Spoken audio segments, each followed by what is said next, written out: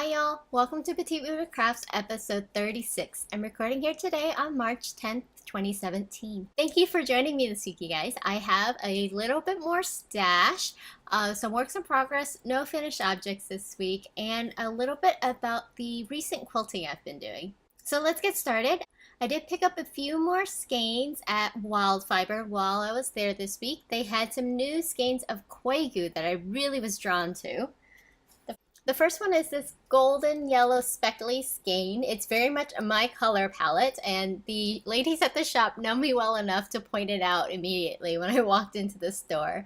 So yeah, I had to pick up this one. And I also picked up this color here. This is also one of their new colorways that they had purchased, so I really liked it, so I picked this one up as well. In addition to those two skeins, the shop also had a sample knit of the Ella cardigan, which is a simple shrug with half sleeves and a shawl collar. It just was very much my style of sweater. It's very, I felt like it would be really easy to wear over a sundress, which is pretty much my staple garment most of the year. And this was a lace weight cardigan, so I picked up some yarns to go with that. The yarn that I picked up was Shibui Knits Cima, and it's just a natural color lace weight yarn. I actually managed to swatch for the sweater while I was there. So here is the swatch. It's not super easy to tell, but it is a just basic double seat stitch, and it's just for all over texture for the body of the sweater. Cima is just a baby alpaca and merino base. I figured that a nice neutral colored lightweight shrug would be great for evenings when it gets a little bit cooler here on my side of town. So that might be a project that happens soon-ish, as long as I can get some of the other sweaters off my needles. That's it for stash, and not too bad. I do have some stuff coming in the mail, but I'll talk about those when they get here. Next up is works in progress. I have a lot of works in progress right now, and I really need to get some of them off the needles. First up is my Belle Bete socks. I managed to get quite a bit of knitting done on this sock while I was watching Logan this weekend. It was kind of an intense movie, very emotional and pretty dark overall, but I enjoyed it. And I got, I think, probably 12 stripes done while I was there. I've inserted the afterthought heel. It's this black stripe here. And yeah, it's going. I just gotta knit the foot and the heel left, all before March 15th is when Beauty and the Beast comes out, I'm pretty sure. So yeah, here's the finished sock to go with it. This yarn is just so friggin' pretty. I love this colorway. And you can see the transitions that she has. They're very, very clean. There's not like a weird white stitch between all her stripes. So yeah, I'm super glad I got this yarn. This is Mustache Yarns. This is a Mustache Yarns OCD skein, so she splits her skeins perfectly even at the same start of the color repeat, so that whenever you start your second sock, you don't have to look for where the color striping matches up. You can just start the skein, and it will be perfectly matched. I should have these done by the movie premiere on Wednesday. Next up is my Ease Pullover by Alicia Plummer.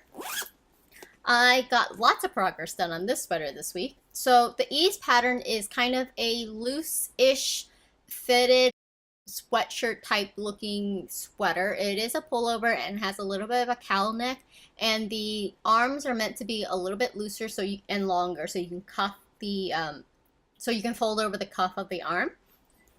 And here it is so far. I've finished all of my waist decreases, and I'm halfway through my hip increases. When I left you guys last, I was right where the stitch marker is, so I added about another 8 inches, 9 inches or so. And yeah, I'm still really enjoying the sweater. The way I do my increases and decreases is I heard a tip from the Knit More Girls podcast. I'm pretty sure that's where I heard it from. And the way you kind of keep track of your decreases and increases is pull out all the stitch markers for the increases or decreases and mark them as you go. I hang them on the first one, and then I keep on doing the decrease or the increase until I run out of that color stitch marker. That way it's a little bit faster for you to count the number of decreases or increases that you've done without having to like really look at your knitting all the time. So I'm only having to count back between where the last marker is to figure out how many rows I've done instead of counting all the way back. It's just a little bit easier for me to keep track of them. The method works pretty well for me. I just have another 3 increases left on the hip, and then I can do the ribbing for the bottom. But this is going really well. I like the fit of this sweater so far. I'll insert a picture of me wearing it here. And this is knit up with some of my handspun that I've had in my stash for a very long time. It's a super marled looking yarn. This is some Jacob's wool that I had spun up myself, but the yarn itself was super thin and not super useful for anything that I knit. So I held it doubled with some Cascade Roslyn yarns. And this should be enough for me to finish the sweater. It's not the softest yarn, both the Tweety yarn and my handspun. I think this is going to be a great kind of workhorse sweatshirt for hiking and camping and stuff. And I get to use a handspun that's been sitting in my stash forever and a day. So it feels really good to make lots of progress on this sweater. Alrighty, moving on to my next sweater. I did do a little bit more progress on my Stasis pullover, which is a colorwork pullover. And this is just a colorwork pullover by Brooklyn Tweed. I haven't made a ton of progress on this sweater because I didn't knit a swatch. First of all, I used this little sleeve as my swatch for the pattern, and I've had to change my needles a few times to kind of get the look that I wanted. So the pattern itself is a little bit bigger than I normally wear for my sweaters. So I ended up going down needle sizes from the pattern to get a denser gauge that's more that will fit me. In addition, I also like the look of the fabric a lot more with a smaller gauge needle.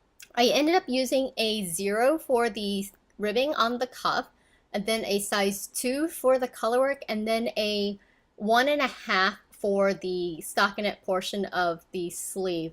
I think the fabric looks a lot better than it would have if I used a bigger needle. The yarn that I'm using for the main color is Wonderland Yarn's Cheshire Cat in the Goat's Beard colorway. It swings a little bit more towards light fingering, so that I think that's a little bit why I prefer the slightly smaller gauge on my needle. It's going really well. I haven't put a ton of work on it. This sweater isn't in any rush to get finished, but I did put a little bit more work on it, and I do love the way this color work is looking. The color part of this is with pointed sticks in their glitter pen base, which is a sparkly base, and the colorway is called Mermaid.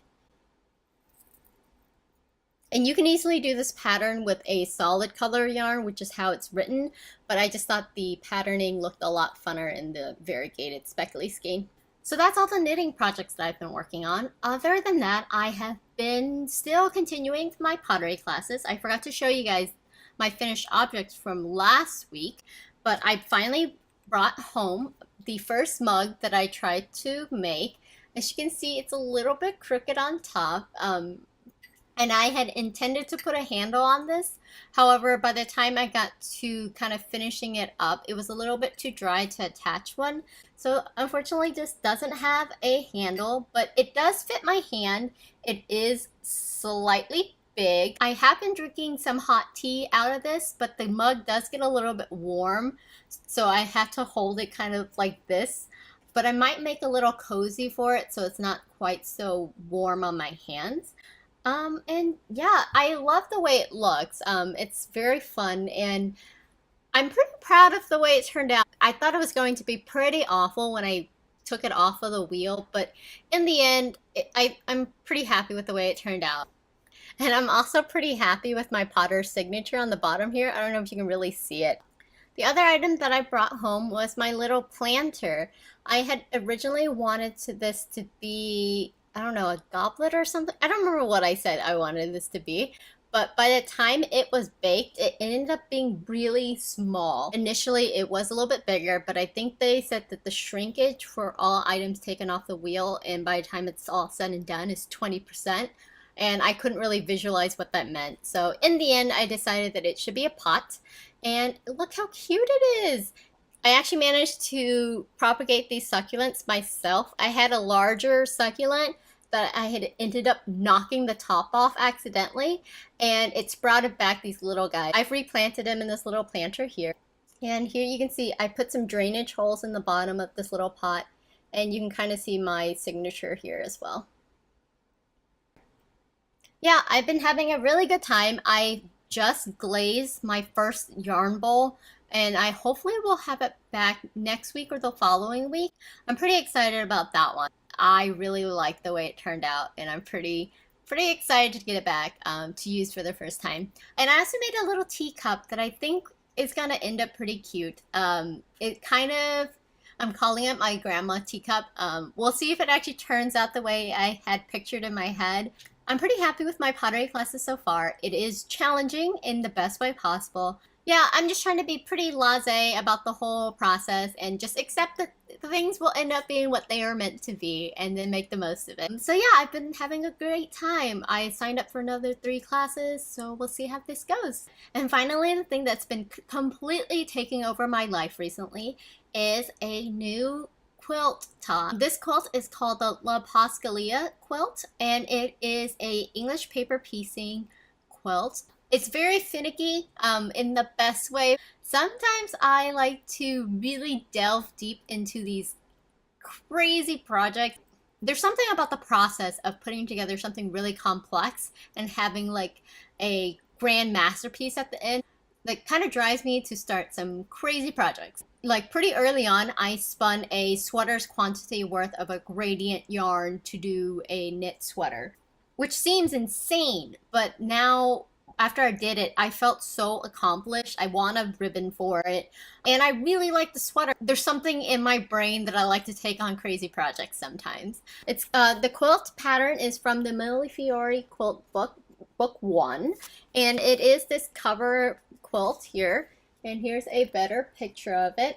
None of these do the quilt justice. The color scheming on this quilt in the book is very old school, and if you check out the lapassagalia hashtag on Instagram, there's a lot more very modern colored quilts. That's what drew me in at first. I somehow discovered a Instagram post with someone doing her quilt out of some Tula pink fabrics, which are very brightly jewel toned colors, and I fell in love. And then I fell down that rabbit hole and was looking at everyone else's quilts, and I got sucked in and I started my own. The foundation of this quilt top is English paper piecing. So pretty much what you do is you take a cut of fabric and you wrap it around a piece of paper and baste it on, and then you stitch them together. I didn't cut out these paper pieces myself. I ended up purchasing some laser cut ones from paperpieces.com, as well as some acrylic templates that I can use to cut out these shapes with a 3/8 of an inch border on them. That just makes it a little bit easier for me to not have to try to cut out each individual piece of paper, and it's on heavier kind of cardstock, which kind of gives it a little bit more shape and structure to the pieces. And I am also using glue basting instead of hand stitch basting. So pretty much I have a little glue stick and I glue the fabric to the pieces and then stitch them together. And the glue is a disappearing water soluble glue, so it'll just disappear by the time I'm done with this. The stitch that I'm using on the back of this, it's kind of hard to see. But this is called a flat back stitch, and pretty much how I do this is I take 2 of the pieces and I hold them together on one end with a clover quilting clip, and then I hold them flat and I stitch them together. Traditionally with English paper piecing, you fold them back to back like this and then do the stitches, but I found that holding them kind of flat like this makes it a little bit easier for me to stitch evenly, one, and then on the front you really can't see where my stitches are at all. But overall, I'm having a great time doing this. There's lots of color play involved, and if you can see on the front of this, I've been doing some fussy cutting, so I line up the patterns exactly centered or in a particular manner so that when I put them all together, it has a super cool kaleidoscope kind of look to it. And so that was one of the rosettes that I've done.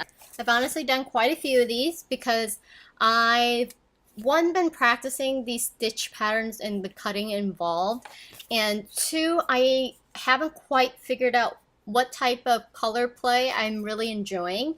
So I've kind of been fiddling with the fabrics in my stash. Most of this quilt is going to be cotton and steel fabrics with some additional scrappy bits that I have lying around. So yeah, these are just a few of the foundation rosettes that I finished. Lastly, here's the big one that I finished so far. Isn't it gorgeous? So here you can see the dresses. Ah, I love it so much. I've been keeping them in these little art portfolios because I like to keep them nice and flat. They store better and they just look so nice and crisp. I do press these, so I'm cheating a little bit. When I stitch them, they don't look this great. They're kind of crooked, and I was really worried about it, but once you iron them out, it completely flattens out and looks great. I've been really enjoying it. I've obviously done quite a bit of paper piecing to go with it. This is the first time I've really done complex paper piecing, so having the laser cut ones is super helpful. The only other time I've ever done paper piecing is with hexagons, and then I cut those out myself, and the hexagons were not perfectly shaped, and I was getting really annoyed with the whole thing. So I'm really glad I bought the paper ones that are pre-cut, so I don't have to deal with it.